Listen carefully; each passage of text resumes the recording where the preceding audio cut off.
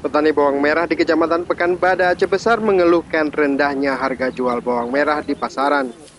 Harga bawang merah yang sebelumnya berkisar Rp30.000 per kilogram, kini menjadi Rp18.000 per kilogram. Petani juga mengaku kesulitan memasarkan hasil panen mereka.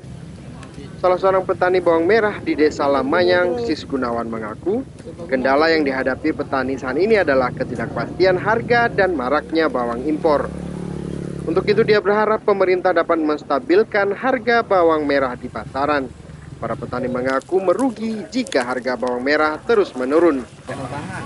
Nggak ada kendala, cuman pemasaran. Pemasaran, Kenapa pemasarannya bang? Kurang lancar. Dari Aceh Besar, Ferdian Majini melaporkan untuk Aceh Video. ini berapa kurang ada gede